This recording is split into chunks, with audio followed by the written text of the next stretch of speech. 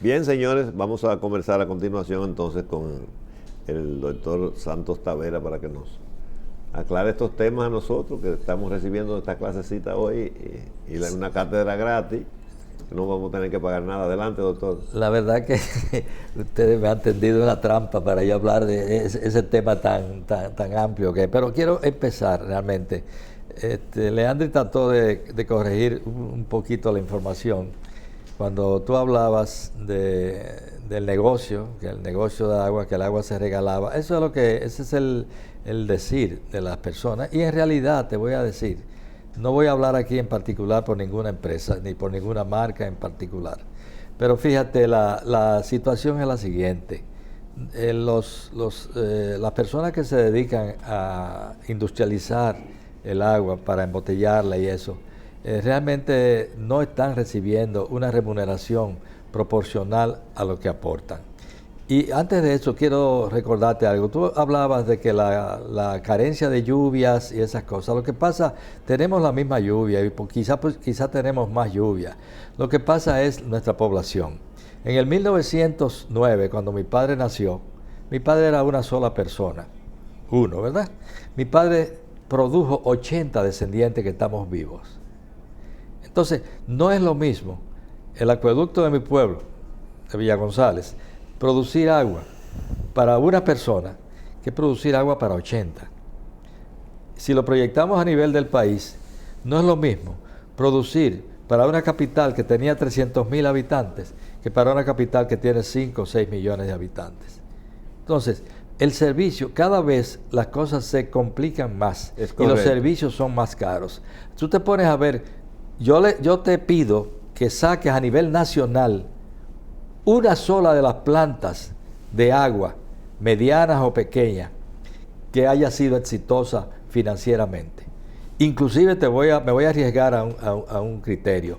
Hasta las plantas grandes pudieran estar entrando en una fase de deterioro, dada la congestión de tránsito que encarece tremendamente la transportación. Y la congestión de plantas también, porque hay mucha gente haciendo agua de la llave. Porque el servicio es tan generalizado, tienen que haber ya plantas por barrios. Inclusive, de hecho, casi en la capital, no sé cuántas hay, ya yo no estoy en la Asociación de Productores de Agua, pero son que conocía. Son muchísimas, y en cada barrio hay una, y es una necesidad. Y las mayores plantas, que tú las conoces muy bien, las dos más grandes, son incapaces de suplir la demanda en tiempos picos. Por ejemplo, ahora en agosto, septiembre, que son meses, julio, agosto, septiembre, muy calurosos, posiblemente se registre el mayor índice de disconformidad del público con las empresas de agua.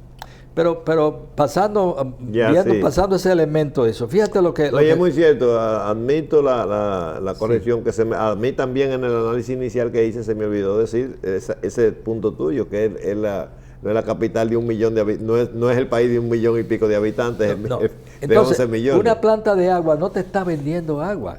En realidad, fíjate la diferencia, que una vez Julito Suero Marrancini, cuando era de la CAS, cometió un desliz interpretando mal y dijo que un botellón de agua que tiene 5 galones tiene 19 litros y por tanto tiene 38 botellitas.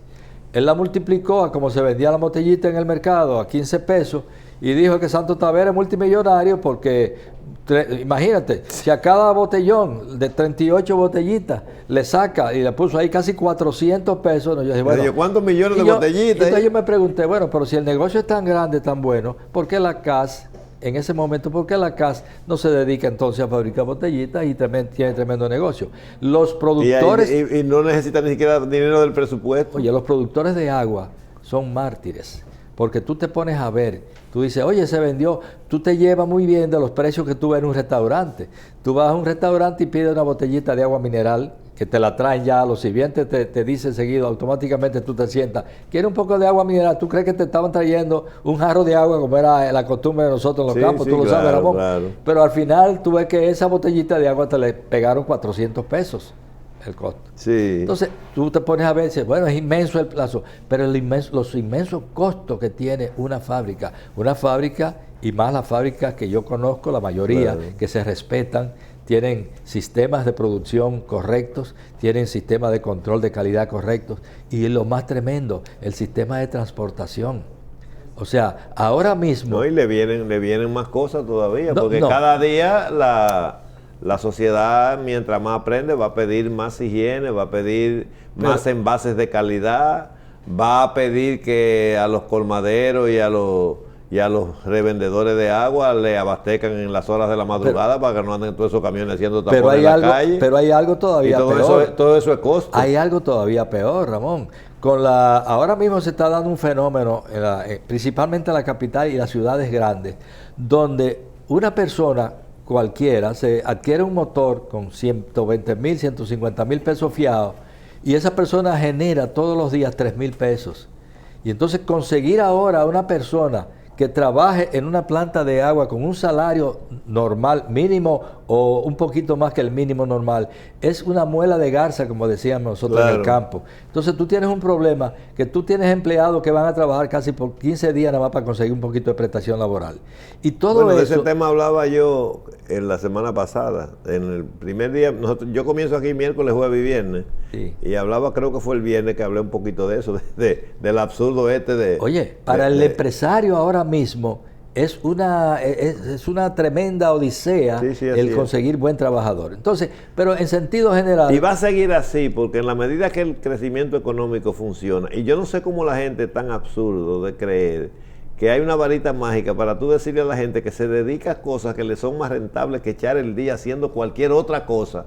Decirle, no, sal de ahí. A la gente te salta con una vulgaridad de que, ay, pero ¿qué es lo que están haciendo es motoconchando? Señores, pero para que usted motoconche y se acueste con 2,000 pesos todos los días, tienen que haber pasajeros para usted cargarlo. ¿Qué quiere decir eso? Que el movimiento económico en ese campo, en ese lugar, da lo suficiente para que al motoconchista le den el dinero suficiente para él vivir mejor que haciendo el otro trabajo que hacía. ¿Y cómo usted le dice a ese hombre que no lo haga? Bueno, esa es una exposición general. Ahora vamos a hablar un poquito del sistema de aguas y los diferentes clases de agua. Lo más interesante es llevarle a la comunidad. ¿A dónde está el consumidor dominicano ubicado en estos momentos? Que no deja de ser un progreso, porque antes de que comencemos en ese tema, aunque nos quede poco tiempo, yo quiero también entender que los acueductos, el agua ya no bebe agua de la llave y ha venido a través de diferentes razones. No quiere decir que esa agua no sirva. No, y quiero decir algo claro. Porque veo un técnico amigo mío que toma agua de alguna llave y dice, no, yo de algunos sitios, de algunas fuentes, yo la bebo. Sí. Bueno, para la diferencia realmente de la llave, tú puedes beber la agua, vulnerabilidad, tú puedes beber el río de la llave. Lo que pasa es que todo se contamina por el mismo crecimiento poblacional que tenemos. Es decir, no es lo mismo ahora un manantial que tú conocías en el campo tuyo y en el campo mío. El río Aloncico se deriva del Diego de Ocampo, y era un arroyito.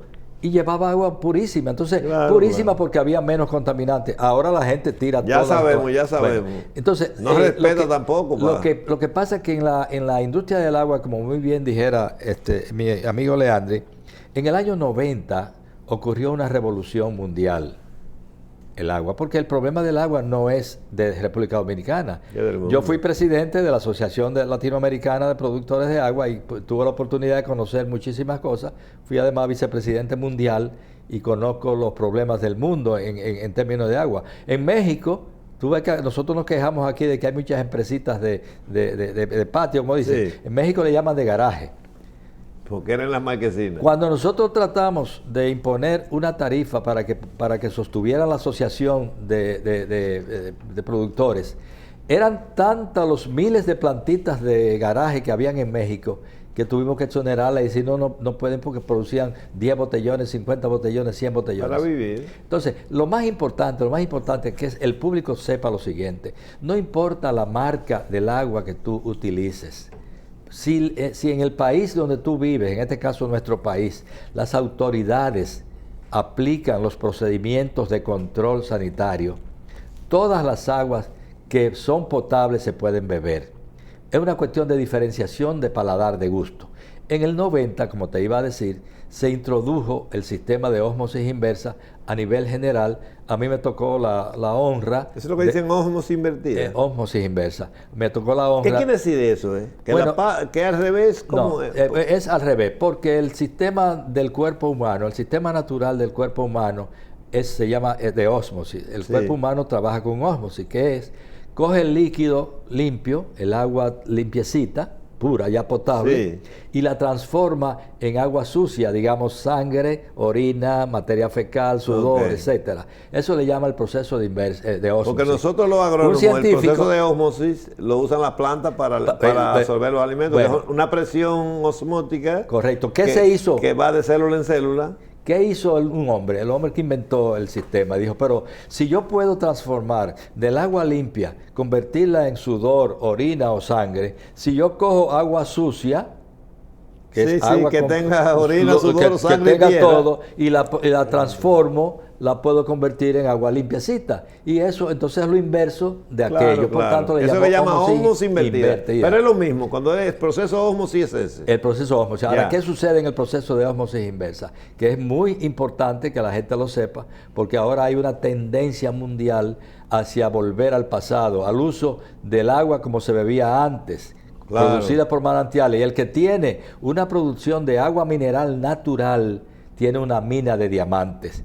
Porque eso es lo que la humanidad está buscando. Porque la medicina ha comprobado que verdaderamente el agua, cuando contiene elementos que agilizan, que facilitan el paso electrónico de las células, que le da mucho más. Es lo que decía más o menos. Lo que más o menos decía Leandro. Entonces la gente ahora quiere esa agua. Pero esa agua ha ido escaseando porque los manantiales han ido reduciendo. Y tiene más costo. Ahora, el ósmosis como tal, yo como te dije, tuve la honra... Da la inocuidad. La honra. No, para que el ósmosis la convierte, el ósmosis transforma el agua sucia, en el agua limpia, como de lluvia. Pero tiene un problemita que la física cuántica nos está enseñando ahora. La física cuántica me ha metido ahora a determinar que inclusive la misma agua sencilla, el H2O que todo el mundo conoce, hay dos tipos de H2O, orto y para. Dependiendo cómo se mueva el átomo interno del hidrógeno, si se mueve en igual dirección se forma lo que se llama ortoagua. Y si se mueve en dirección contraria se llama paraagua. El paraagua tiene 25% más de energía que la otra, pero eso ya lo usan los laboratorios muy finos para determinar la calidad de producto que desempeña. Eso al público no le debe molestar ni interesar ese tipo de cosas. Lo que sí le debe interesar es que todas las aguas estén vigiladas, controladas por las autoridades que cumplan con los requisitos sanitarios. Entonces, no voy a hablar aquí de ningún sistema, pero sí a introducir el concepto que la física cuántica nos está ayudando, que es el potencial de oxidación y de reducción. ¿Cuáles son las cosas que nos quedan apenas unos 4 o 5 minutos, porque no entendimos mucho nosotros, los alumnos, y al profesor le dejamos menos tiempo, pero usted tendrá que volver? ¿Cuáles son las cosas que los dominicanos deben saber, deben esperar, y que es importante que vayan sucediendo para que cada día más los dominicanos recibamos un agua que mejore más nuestra salud, que no sea simplemente satisfacer la sed? Porque ahora me recuerdo cuando yo me fui me examiné para salir ya graduado de agrónomo. Hay un hombre que me preguntó el agua, que le dijera las funciones del agua, y yo se la dije todas, pero me faltó una y yo no llegaba, hiciera que era para calmar la sed. El agua, para calmar la sed, pura y simplemente, cualquier agua la calma. Pero para que le sea de beneficio al organismo, la calma más que otra. Pero para que le sea de beneficio al organismo y a la circulación y a tener una salud más sana, ¿cuáles son las aguas que usted cree que conviene? ¿Y qué puede esperar el país? Lo que tiene que ser es agua potable, agua tratada bien. Esa es. Lo otro es una cuestión de gusto. Por ejemplo, si ya el pueblo dominicano con 32, 34 años que nosotros manejamos una empresa que usaba el sistema de ósmosis como estándar, el pueblo dominicano se acostumbró a un paladar suave.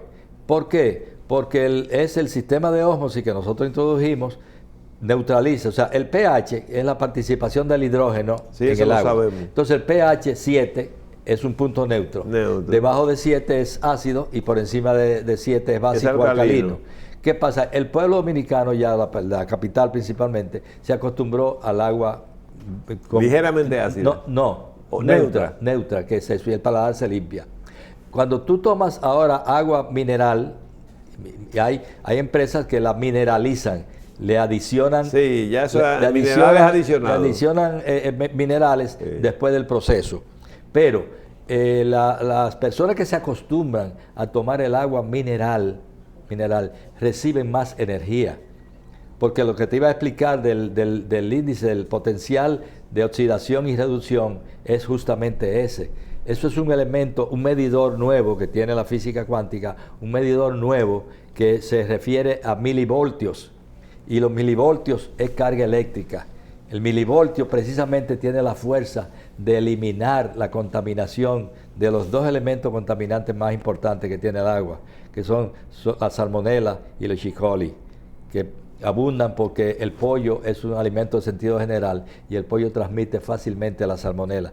Yo quisiera que tuviéramos un programa de par de horas para realmente... No, pero podemos hacerlo, podemos seguir. Vamos a seguir tratando el tema porque realmente no quiero aquí parecer parcializado con ningún método. Porque no hemos hablado de marcas. Hay escuelas, ahora hay escuelas. Pero la verdad hay que decirla. La verdad es la siguiente, mientras tú tomas agua, tú te hidratas. Ahora, te hidratas más con menos agua si el agua contiene elementos electrónicos adentro que permitan el paso de la electricidad. Yo te puedo decir, y sin ninguna parcialidad, aunque uno tiene que ser parcial, porque si tú comes churrasco, si tú comes filete o comes pollo y a ti te gusta el pollo, tiene que decir que te gusta el pollo.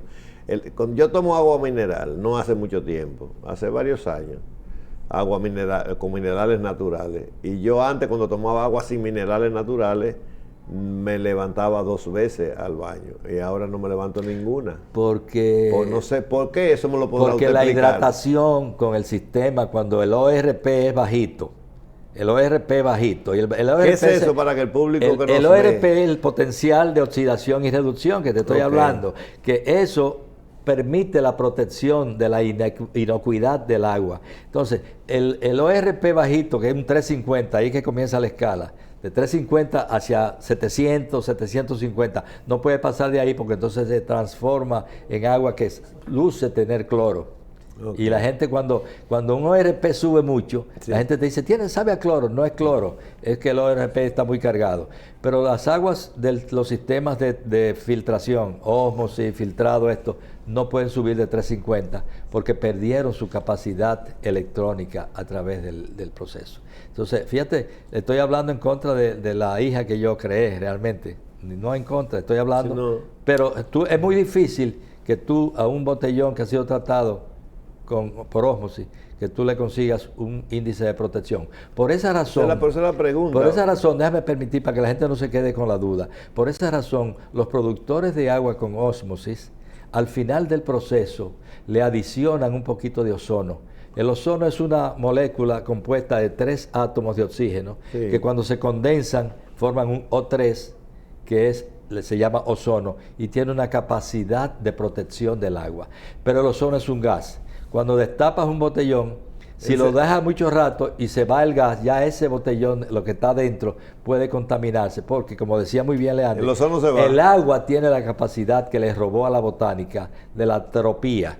La tropía es la capacidad que tienen las raíces de moverse a buscar la sustancia que necesitan donde la encuentren. Eso es tropía. Entonces la hidrotropía es la capacidad del agua de buscar lo que ella necesita, los olores que necesita en otros lugares. Es una pena que no tengamos... Vamos a seguir aprendiendo de agua y este programa es de ustedes y vamos a ver si podemos... qué sé yo, dedicar algún tiempo semanal a este tipo de... Muchísimo gusto, Ramón. Te damos las gracias por tú sacar de tu tiempo para venir aquí a instruir a la gente, pero no hemos hablado de marcas, hemos hablado de la importancia del agua y yo creo que es un tema que hay que continuarlo. A ustedes, gracias por estar con nosotros y a ustedes, amigos televidentes, les invitamos para que continúen con nosotros en otros programas y mañana nos vemos de nuevo en otro programa de Sentido Común. Hasta entonces.